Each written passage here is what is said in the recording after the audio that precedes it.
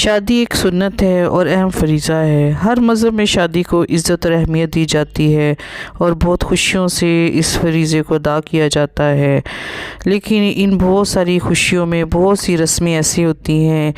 جس میں بہت دکھاوا، بہت زیادہ فالتو کا خرچ، فضول خرچی، نمود و نمائش آ جاتا ہے۔ تو اس کا نقصان یہ ہوتا ہے جو لوگ تو افورڈ کر سکتے ہیں وہ تو چلو خوشی خوشی یہ سب کچھ کرتے ہیں، جو لوگ نہیں افورڈ کر سکتے ان ماں باپ کے لیے، ان بچیوں کے لیے یہ دکھاوا ایک بوجھ بن جاتا ہے، کیونکہ ان کو بھی لگتا ہے کہ اگر انہوں نے اپنی شادیوں میں یہ سب کچھ نہ کیا تو ان کی شادیاں ادھوری ہیں، لوگ باتیں بنائیں گے، رشتہ دار باتیں کریں گے، فلاں کی شادی تو اتنی اچھی ہوئی، اتنی رسمی ہوئی، یہ کچھ لیا گیا اور یہاں تو کچھ بھی نہیں ہے۔ تو اگر اپنی بیٹی کو کسی نے کچھ دینا ہے خاموشی سے دیں، اگر اللہ تعالیٰ نے ان کو دیا ہے اور وہ دینا بھی چاہتے ہیں تو اس طرح سے مت دیں کہ دوسرے غریب ماں باپ یا مجبور ماں باپ کی زندگیوں پہ اور ان کی بیٹیوں کے لیے بوجھ بن جائے۔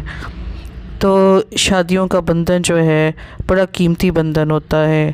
اس کو جو ہے نبھانے کے لیے ضروری نہیں کہ جہیز، اس کے ٹرک، زیورات اور قیمتی سامان دیا جائے تو ہی بیٹی کی قسمت چمکے گی۔ قسمت چمکنے کے لیے ان چیزوں کی ضرورت نہیں ہوتی، اچھے نصیب کی ضرورت ہوتی ہے جو دعاؤں سے ملتا ہے۔ بچیوں کی شادیوں کی عمریں ہو جاتی ہیں، ماں باپ ان کی جہیز کی، ان کے سامان کی فکر میں یہ بھی نہیں دیکھتے، بیچاری بوڑھیاں ہو رہی ہیں، ان کے بالوں میں چاندی اتر آ رہی ہے، اور ہمارے معاشرے کا ڈر خوف اتنا ہوتا ہے کہ اگر یہ چیز پوری نہ ہوئی تو لوگ باتیں کریں گے، یہ سامان پورا نہ ہو تو سسرال والوں سے طعنے ملیں گے۔ تو خدا را ہمیں اپنے معاشرے کو، چاہے ہم پاکستان کے لوگ ہیں چاہے انڈیا کے لوگ ہیں،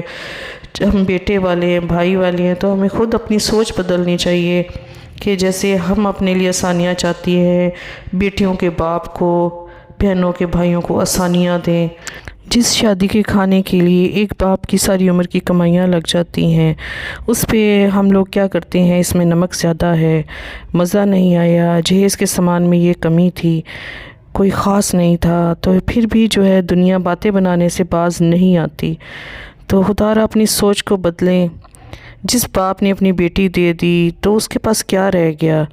اپنی لاڈوں پلی بیٹی کسی کے گھر بھیج دینا، ایک لڑکی کا ایک اجنبی لوگوں کے پاس آ جانا کتنی بڑی قربانی ہے۔ بے شک یہ دنیا کی رسم ہے، چاہے یہ فرض ہے، لیکن ایک عورت کی زندگی میں کتنی بڑی تبدیلی ہے۔ تو ان چھوٹی چھوٹی باتوں کو کہ یہ چیز نہیں آئی، وہ چیز نہیں آئی، اس کو ایشو بنا کر ایک بچی کی زندگی کو خراب نہیں کرنا چاہیے۔ اور اسلام نے تو نکاح کو بہت سادہ رکھا ہے کہ مسجد میں جا کے نکاح کرے، اور بابرکت نکاح اس کو کہا ہے جس میں بہت کم خرچہ ہو، لڑکی والوں پہ بہت کم بوجھ ہو۔ تو نکاح کے بعد جو ہے ولیمہ کرنا سنت ہے۔ تو اسلام میں تو مائیوں، مہندی، بارات اس کا کوئی کانسیپٹ نہیں ہے۔ تو اگر ہم اپنے دین پہ چلیں تو بہت سی مشکلات سے ہم خود بخود نکل جائیں گے۔ اور ٹھیک ہے خوشیوں کو خوشیوں کی طرح منائیں، لیکن اللہ تعالیٰ کی نافرمانیاں کر کے نہیں۔ اور بڑوں کا یہ رول ہونا چاہیے کہ انہیں اپنے بچوں کو نیک تربیت دیں، دونوں آنے والے نئے جوڑے کو اچھی اچھی جو ہے باتیں بتائیں تاکہ وہ اپنی آنے والی زندگی کو اچھی اور خوبصورت بنا سکے،